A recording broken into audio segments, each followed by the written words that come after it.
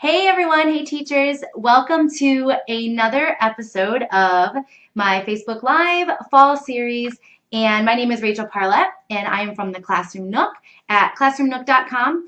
And I've been meeting you here each Thursday at 8:30 p.m. Eastern Standard Time to bring you some tips and strategies for you to use in your classroom and hopefully some valuable takeaways as well. Before we dive in, I want to just double check, make sure we're good to go on my Facebook page, as I always do on my phone. So let's just take a look. And it looks like we are good to go.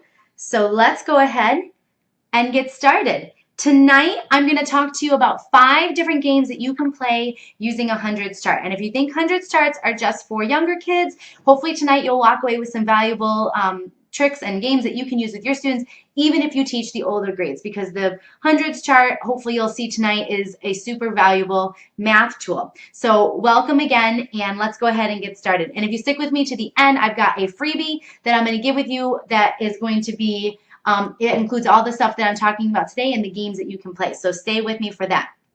All right, so before we get started, if you have a teacher friend that you could share this information with, I would really appreciate that. You can do it by clicking the share button that's right below this video and get it out to teachers' friends so that I can reach more teachers with some free materials. So if you feel inclined, please do so. So the power of a 100s chart. And tonight, I must say, it's going to be kind of a shorter Facebook Live because I just want to get right to the point and share with you the information. So hopefully it'll be quick and you can get right on with your evening. But the power of the 100s chart is where I want to start, because hopefully if you haven't been using a 100s chart in your classroom, hopefully you will see the value of it after we get done here today. And so just to point out a few things that I see the value of using a 100s chart. One being, it's a great visual representation. So I have this 100s chart here. It's the same one that you see on the screen, but it gives students a really nice visual. They can see how the numbers line up, which numbers, they're going to start to see patterns, which we're going to talk about in a second. But it's just a great visual representation of the base 10 system. So also it functions like a number line, and a lot of students, especially when they get into skills like rounding, they have a difficult time kind of picturing numbers as they relate to each other. So it's a really great number line for 1 through 100. It highlights place value. Students can see, that all of the numbers in this row have zeros in their ones place, the 9s, the 8s, and so on. So especially if you do teach in the younger grades, and even some of my 4th graders when I taught 4th grade would have a difficult time kind of visualizing place value, it's a great visual for that and highlights that. It also helps students to see how the numbers relate to each other. So for example, if you pick any number on the 100 chart, let's just say 45, they can see that plus 1 is 46, minus 1 is 44, and then plus 10 and minus 10. So they can see how the numbers around them relate to the number that you're talking about. And finally, it shows patterns in numbers. Students can see that as it goes up in there, that the 1s always line up, the 2s always line up, the 3s always line up. And there's a ton of different activities that you can do with just patterns alone. But today I want to talk with you about 5 games that you can play so that you can kind of get students to see these patterns and to see the highlights of the place value and whatnot. So 5 games, and here they are. The first one is called Race to 100, and the materials that you need, you see there right on the screen. And again, everything that I'm showing you right now is in a free download that I'm going to give to you tonight. So you'll be able to look at them a little more clearly if you choose to download it. So the first one is called Race to 100, and the cards are just small little game cards that you can put all the materials for each game in a small little baggie. Make it really easy for you to kind of have in your classroom and pull out whenever you want to. You can make several sets so that all of your students can play each game at the same time, and they're very you don't really need a whole lot of materials for each game. So I suggest putting them in like a small quart size type baggie with all the materials, put a little sticker on it to label it, and you're good to go. So the first game again is called Race to 100. Now this game is for the more basic level, but there definitely is a way that you can use it in the upper elementary grades, 3rd and 4th grade, maybe 5th grade, especially if you have struggling learners in math. So how you play is you basically just take 2 dice and you roll them, and each player has a marking chip.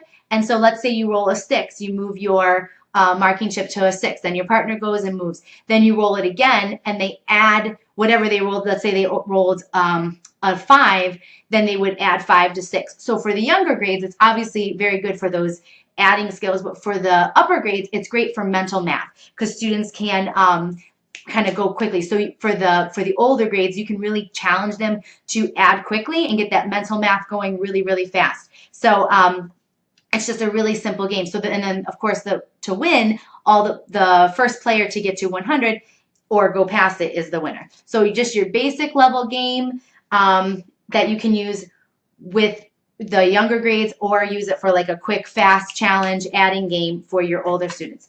The second game, let me get this out of the way. The second game is 5 in a row. So this is going to be great for when you're introducing multiplication.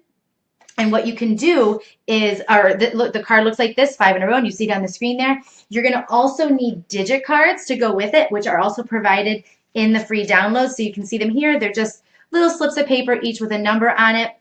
It does go up to 12 in case you perhaps want to use it with a hundreds and 20s chart. I know some teachers, especially in the older grades, like to use it and add that extra bit to the hundreds chart, so you can use it for 120 because I go up to 12 with the number. But basically what they do is you want to make several sets of these, several sets of the number cards, so there's more than one of each digit, and the students just put it in a pile, and then what they'll do is they will flip up 2 numbers. So we have an 8 and a 7, and then they would have to multiply that, so 56, and then they put their marking chip on 56 on the board, and then their player goes. And then they keep going back and forth, flipping over numbers, multiplying them together, and the first person to get 5 numbers in a row, however you want to do it, diagonally if you want to allow them, across, if you even want to do, I guess you couldn't really do 4 corners, it doesn't work like bingo, I guess, but you could once they get 5 in a row, they're the winners, and then they can shuffle the cards up and play again, and take their marking chips off the board. So you need 5 marking chips. Actually, you'll need more than 5 marking chips because they'll just want to keep playing and playing until they get 5 in a row. So that's game number 2, 5 in a row. And all you'll need, oh, actually, I said you could use marking chips, but on here I have them use crayons, so they could actually color it in. But if you want them to be able to play several games in a row, then you can have them use marking chips. That way they can wipe the board clean and then play a second round. Really great, easy center. The third game is called Roundup. This is great for when you're just starting rounding in the younger grades, maybe first or second. And it's called the Roundup, little card like that. And all you need again is the hundreds chart, the digits, and several marking chips for each student. So if you have 2 different colors, that would be great, or however many people you have playing per game. And what they do is they flip up 2 cards again. They're going to multiply the number, and then they're going to round to the nearest tens. So in this case, they're only going to be putting their chips here, but they can see how they line up. And again, like we talked about before, it works as a great number line. So if they multiply 2 numbers together, they can see if this being the 2 different places for them to round to, they would be able to see which side of the chart their number is closest to. And sorry, I don't really quite fit all the way on the screen here, but they'll be able to see which they're closest to, whether it's 60 or 70 or 50 and so on. So what the students do is they round the numbers together. They put their marking chip on the place value, what it rounds up to, and then they can put more than 1 chip on. Let's say they have several numbers that round to 30. They can stack their chips, and then once 10 through 100 is all filled up, then they would see how many chips they have on the board, and the person with the most chips wins that round. So that's pretty simple to do. The fourth game is called What's the Picture? Now this is a fun game because you can use this in like any holiday, because what the students do is they read these clue cards to form like a mystery picture. And I have a rainbow that you see there on the screen, but if let's say we just celebrated Halloween, you could have them somehow form a pumpkin. Thanksgiving is coming up. If you Google 100 picture mystery card, hundreds chart mystery picture on Google, you'll see a ton of different examples that you can fine that you don't have to come up with your own picture. But basically what you do is you have to create these clue cards, and you can see the example that I have there. It says the starting number is 77, and then the clue that you're going to give them is color in the number that is 10 less than 77. So they have to use the hundreds chart to look. They find 77 because that's their starting number, and then it says color in the number that's 10 less. So now they have to know that if they go directly up 1, that's going to be 10 less. If they go directly down, 10 more, one less, 1 more, and so on. So then they would color in 67. And then after they've completed all of the clue cards, if they did it correctly, which is a great self-assessment right there, if they did it correctly, then it'll show the picture properly, and you can have like an answer key somewhere where they can't see it. Maybe put it in a envelope where they can't see it, and then once they're done, they can reveal it and make sure they're all good. But hopefully it will be pretty obvious if they didn't do it correctly. So that is game number 4.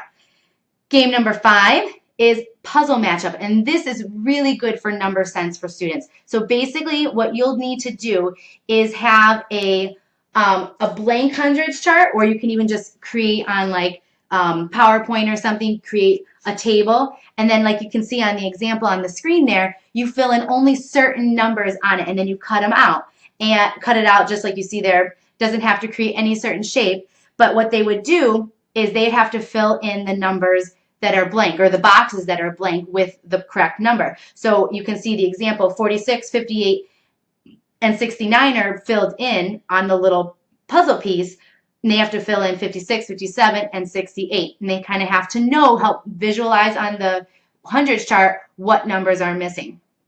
So those are your 5 games that you can play with in numbers, with a hundreds chart. I keep wanting to say numbers chart, with a hundreds chart. So you can get all of these games for free. I have them at my Teachers Pay Teacher store. It includes all 5 of the game cards. It includes the number cards, and it includes the hundreds chart. You could also substitute in your own hundreds chart if you want to go to 120. All of these games would work with that as well. So if you just go to bit.ly/CN-100, and 100 and the capitals, it's case sensitive, so make sure you put in those exact capital letters CN-capital H in order to get it, and it'll take you right to the freebie where you can grab it. And before we leave, I want to invite you on a road trip with myself. I'm really excited. I'm going to a conference this weekend in Philadelphia. It's the annual conference for middle level education, and I'm going with my friend Mary Beth from Brainwaves Instruction, and I'm leaving on Sunday morning, and I'm driving. She's flying and meeting me there. But I would like to invite you to join me on my road trip as we go down to Philadelphia, and then I'm going to be on Instagram throughout the weekend, sharing things that I'm learning, my biggest takeaways, and maybe we'll pop in for a quick Facebook Live if we can, to share with you some of the cool things that we're learning for teaching students in the middle level grades. So if you are not doing anything this weekend, please join me starting on Sunday, where I will be on Instagram. This is on Instagram on my stories. If you're not already following me, just go to or search for me with the handle The Classroom Nook with the @ sign in front of it, and you will see me there. Follow me, and then I will appear at the top bar of your Instagram, where you will be able to check in with me and see how we're doing and the cool things that we're learning. I'm really excited. I haven't been to a teacher conference in a long time, so it's going to be a really great time. So please join me there. And finally, if you don't mind sharing this video, I would love for you to send this off to your teachers' friends so that they can go and grab the freebies as well. Thank you so much for joining me. Please meet me here next Thursday at 8:30 p.m. Eastern Standard Time, or catch me on the replay. And something else to tell you about the replay. Unfortunately, I feel as though the sync of my voice and my mouth moving doesn't quite line up. I think it's okay for live, which if you're watching me live right now, it doesn't make any difference. But if you're catching me on the replay, it's just a little bit off. And I'm not really sure. I got to play around with it a little bit. But hopefully that doesn't bother you too much. I just want to acknowledge that and point that out. So again, thank you so much for joining me tonight, and you can always find me on my blog, classroomnook.com, where I post every single Wednesday, and if you go there, you'll see a quick pop-up. You can grab a couple freebies, get on my emailing list, and I'll pop into your inbox with all sorts of goodies and whatnot. So again, thanks so much for having me within your screen, your phone, wherever you're watching me tonight. Have a great rest of your evening and a good start to your weekend. Take care. See you next week.